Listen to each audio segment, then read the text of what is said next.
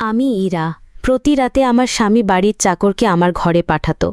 আমার স্বামীর চোখের সামনেই সেই চাকর আমার সম্মান নিয়ে খেলা করত এবং আমার স্বামী নির্লজ্জের মতো সেই দৃশ্য উপভোগ করত।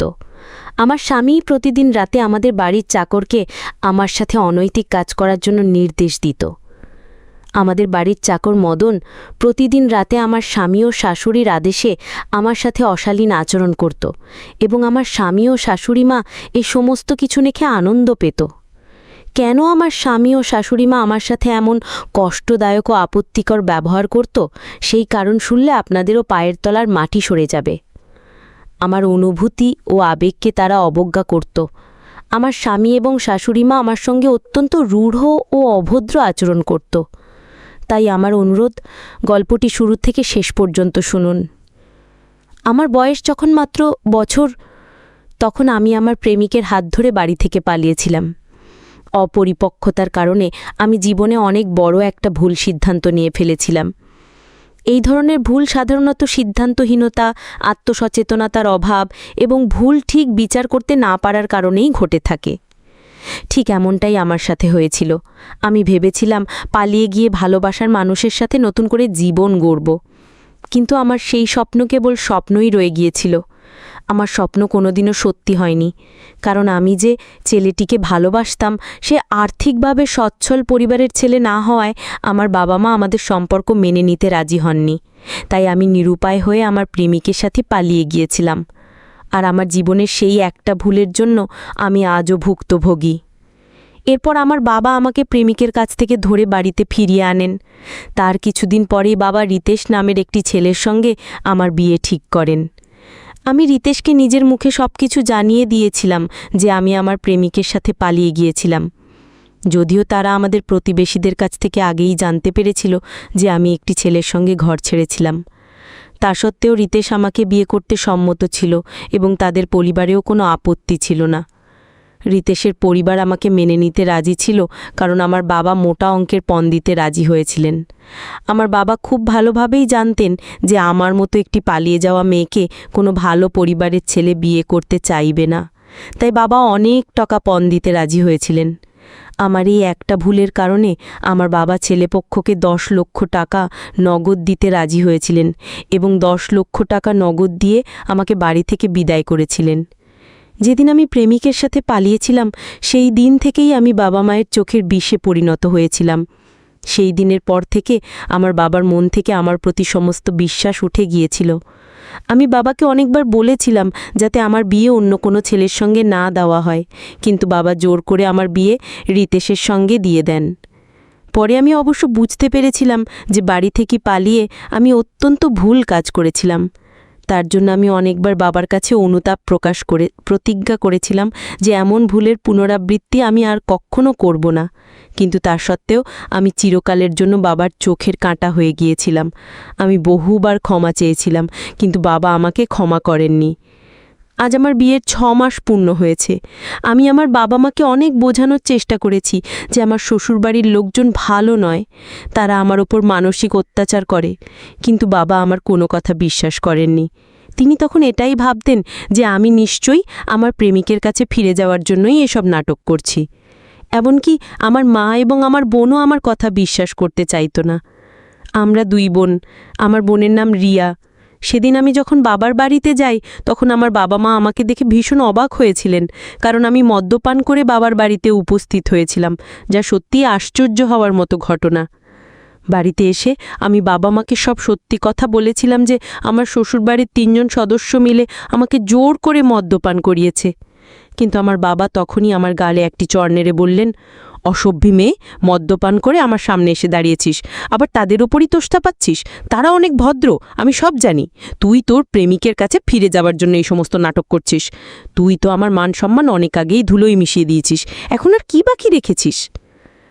আমি তখন কেঁদে কেঁদে বাবা মায়ের সামনে হাত জোড় করে বললাম, আমি কোনো নাটক করছি না, আমি একদম সত্যি কথা বলছি। তারা ভালো মানুষ নয়, তারা আমার ওপর মানসিক ও শারীরিক নির্যাতন করে এবং তারাই আমাকে জোর করে মদ্যপান করিয়েছে। এমনকি সেদিন আমার শাশুড়ি, স্বামী ও দেবর মিলে আমার ওপর শারীরিকভাবে অত্যাচার করেছিল। তারা 3 জন মিলে আমার সাথে যা করেছিল তা শুনলে আপনাদেরও আত্মা কেঁপে উঠবে। আসলে সেদিন আমার স্বামী ও শাশুড়ি মা আমাকে বাবার কাছ থেকে নগদ 5 লক্ষ টাকা নিয়ে আসতে বলেছিল, কিন্তু আমি তাদের আদেশ অমান্য করায় তারা বাড়ির চাকরের সামনে আমাকে নিবস্ত্র করেছিল। শুধু তাই নয়, আমাকে নিবস্ত্র করে চাকরকে বলেছিল আমাকে জড়িয়ে ধরতে, এবং আমাদের বাড়ির চাকর তাদের আদেশ পালন করতে বাধ্য ছিল। এই সমস্ত কথা যখন আমি অশ্রুসিক্ত নয়নে আমার বাবা মা ও বোনের সামনে বলেছিলাম, তখন তারা আমার কথা বিশ্বাস করেনি। এমনকি আমার বোনও আমার কথা বিশ্বাস করেনি, সেও আমাকে ঘৃণা করত। সেদিন আমার বোন আমাকে বলেছিল, দিদি তুই মদ্যপান করেছিস, ছি ছি, তুই বাবার মান সম্মান সব শেষ করে দিলি, আর এখানে এসে আমাদের মিথ্যে গল্প শোনাচ্ছিস। সেদিন আমি বোনের সামনে হাত জোড় করে বলেছিলাম তারা যেন একবার আমার কথা বিশ্বাস করে, কিন্তু কোনো লাভ হয়নি। আসলে আমার বিয়ের 6 মাস পরেই আমার বোনের সাথে আমার দেবরের বিয়ে ঠিক হয়। এই সম্পর্ক চূড়ান্ত হওয়ার আগেই আমি বাবাকে বলেছিলাম যেন রিয়ার বিয়ে আমার দেবরের সাথে না দেয়, কিন্তু কেউ আমার কথার উপর ভরসা রাখেনি। আমি অনেক বোঝানোর চেষ্টা করেছিলাম যেন ওই বাড়িতে আমার বোনের বিয়ে না দেওয়া হয়, কিন্তু বাবা মা আমার একটি কথাও শোনেননি, এবং 20 লক্ষ টাকা দামের একটি গাড়ির বিনিময়ে রিয়ার বিয়ে আমার দেবরের সঙ্গে পাকা হয়। আমি যতবার এই বিয়েতে বাধা দেওয়ার চেষ্টা করেছি, ততবার বাবা মা আমাকে অবহেলা করেছেন।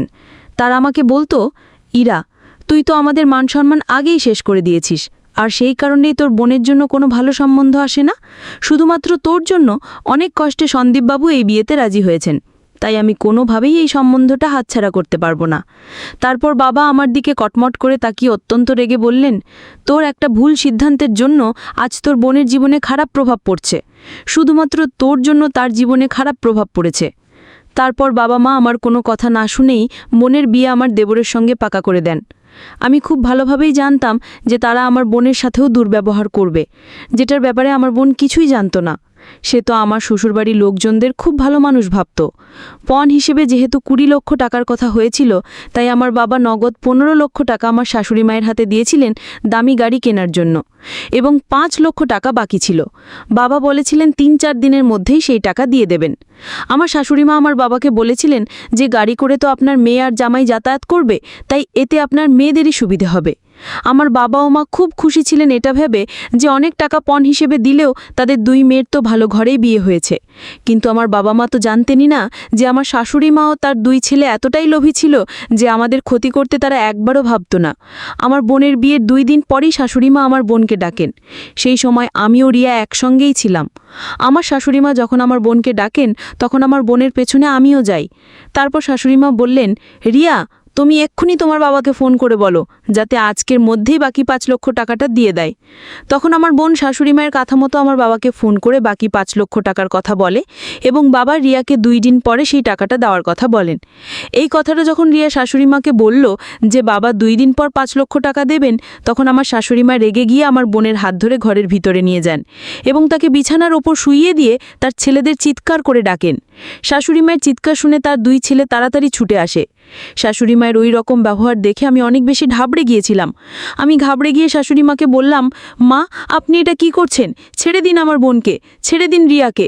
আমার বাবা মা এখনও 5 লক্ষ টাকা দেয়নি বলে আপনাকে যা শাস্তি দেওয়ার আছে আপনি আমাকে দিন, কিন্তু দয়া করে আমার বোনের সাথে খারাপ কিছু করবেন না। আমার শাশুড়ি মা তখন আমাকে একটা ধাক্কা দিয়ে বললেন, একদম চুপ, একটাও কথা বলবি না। একে তো তোর মতো একটা পালিয়ে যাওয়া চরিত্রহীন মেয়েকে বাড়ির বউ করে এনেছি, শুধু তাই নয়, তোর বোনকেও এই বাড়ির বউ করে তোর বাবা মাকে আমি দয়া করেছি, তার উপর তোর বাবা মা টাকা পয়সা দিতে কার্পণ্য করছে। এবার দেখ আমি কি করি। এই বলে শাশুড়িমা তার ছেলেদের নির্দেশ দিলেন আমাকে যেন তারা চেপে ধরে রাখে। শাশুড়ি মায়ের কথা শুনে আমার দেবর ও স্বামী আমার হাত দুটো অনেক জোরে চেপে ধরেছিল। তারপর শাশুড়িমা আমাদের বাড়ির কাজের লোককে ঘরের ভিতরে ডাকেন এবং তাকে আমার বোনকে বিবস্ত্র করার আদেশ দেন। শাশুড়ি মায়ের কথা শুনে কাজের লোক যখন হাত জোর করে এই নোংরা কাজটা করতে আপত্তি জানায়, তখন আমার শাশুড়িমা আমাদের বাড়ির চাকরের জামার কলার ধরে বললেন, চাকর আছিস, চাকরের মতোই থাক, যা বলছি তাই কর, না হলে আমি তোর কি অবস্থা করব সেটা তুই খুব ভালোভাবেই জানিস। তুই যদি রিয়া জামা কাপড় না খুলিস তাহলে আমি কিন্তু তোকে প্রাণে শেষ করে ফেলব, আর কেউ কিছুই জানতে পারবে না। শাশুড়ি মায়ের কথা শুনে আমার পায়ের তলা থেকে যেন মাটি সরে যায়। তিনি যে কতটা নির্দোষ ও নিষ্ঠুর সেটা তো আমি আগে থেকেই জানতাম। শাশুড়ি মাও তার দুই ছেলের খারাপ ব্যবহার দেখে আমার বোন তো হতবাক হয়ে আমার দিকেই তাকিয়েছিল। সে কেঁদে কেটে অস্থির হয়ে আমার কাছে ক্ষমা চাইছিল, আমার কথা বিশ্বাস না করার জন্য, আমার কথা না শোনার জন্য। তারপর আমার শাশুড়ি মা কাজের লোককে ধমক আর হুমকি দিয়ে আমার বোনের সম্ভ্রমহানি করতে বাধ্য করেন। আমাদের বাড়ির চাকর বাধ্য হয়ে আমার বোনকে বিবস্ত্র করে। সেই সময় আমার বোন কান্নাকাটি করে কাকুতি মিনতি করছিল, কিন্তু আমার শাশুড়ি আমাদের একটিও কথা শুনেননি। তিনি এতটাই অত্যাচারী ছিলেন যে আমার সাথে আমার বোনকেও শারীরিক ও মানসিক নির্যাতন করতে ছাড়েননি। আমার শাশুড়িমা এতটাই অত্যাচারী ছিলেন যা বাস্তব জীবনে মেনে নেওয়া খুবই কঠিন। এরপর আমার শাশুড়িমা জোর করে আমাদের বাড়ির চাকরকে আমার বোনের ওপর জঘন্য কাজ করতে বলেন। তখন আমার শাশুড়িমা আমার বোনের হাত দুটো চেপে ধরেছিলেন এবং আমার বোন আর চাকরের সেই নোংরা মুহূর্তের ছবি নিজের মোবাইলে তুলে রাখেন। আমার শাশুড়িমা এতটাই লোভী মানুষ ছিলেন যে তার লোভ মেটানোর জন্য কোনো কিছুই করতে দ্বিধাবোধ করতেন না। তিনি তো আমার জীবনটাকে নষ্ট করেই দিয়েছিলেন, তার সাথে আমার বোনের জীবনটাও তছনছ করার জন্য উঠে পড়ে লেগেছিলেন মাত্র 5 লক্ষ টাকা পাওয়ার লোভে। আমার ব্যাপারে সব কিছু জানার পরেও তিনি নিজের ছেলের সঙ্গে আমার বিয়ে দিয়েছিলেন শুধুমাত্র টাকা পাওয়ার লোভে। শুধু তাই নয়, হুমকি দিয়ে আমার বাবা মায়ের কাছ থেকে আরও বেশি টাকা আদায় করার জন্য আমার ছোট বোনের সঙ্গে দেবরের বিয়ে দিয়েছিলেন।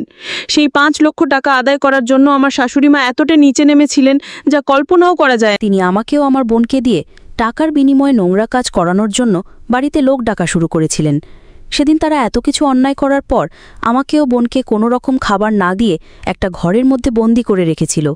আমাদের মোবাইলগুলো কেড়ে নিয়েছিল যাতে আমরা বাবা মাকে ফোন করতে না পারি। সেদিন আমার বোন বুঝতে পেরেছিল যে আমি এতদিন ধরে তাদের কোনো মিথ্যে কথা বলিনি। আমি এতদিন সব কিছু সত্যি বলেছিলাম যে আমার শ্বশুরবাড়ির লোকেরা খুব নিষ্ঠুর আর নির্দয়। আমার শাশুড়ি মা তার ছেলেদের নিয়ে সব সময় আমাদের বিরুদ্ধে ষড়যন্ত্র করতেন। সেদিন আমরা দুই বোন ঘরের ভেতরে বন্দি ছিলাম এবং আমার ছোট বোন তাদের ব্যবহারে এত ভয় পেয়েছিল যে সে কোনো কথাই বলতে পারছিল না। সে বারবার আমার কাছে ক্ষমা চাইছিল আমার কথা বিশ্বাস না করার জন্য। সেদিন রাতে আমার বোন খিদে ও তৃষ্ণায় কাতর হয়ে পড়েছিল। আমাকে বারবার বলছিল, দিদি আমার ভীষণ খিদে পেয়েছে। আমি তখন অসহায় হয়ে আমার বোনের মাথায় হাত বুলিয়ে তাকে অনেক স্নেহ দিয়ে বললাম, আমাদের যতই খিদে পাক না কেন তাদের কিছুই যায় আসে না, আমরা মরে গেলেও তাদের কিছু হবে না। সেদিন সন্ধ্যায় আমি ও বোন যখন অনেক ভয় পেয়ে ও ঘাবড়ে গিয়ে ঘরের এক কোণে বসেছিলাম, তখন হঠাৎ করে এক অচেনা লোক দরজা খুলে আমাদের ঘরের ভেতরে ঢুকে পড়ে এবং ঘরে ঢুকেই আমার বোনের হাত ধরে বলল, তোমরা নাকি টাকার বিনিময়ে আদর ভালোবাসা দাও, তাহলে এসো আমাকে ভালোবাসো।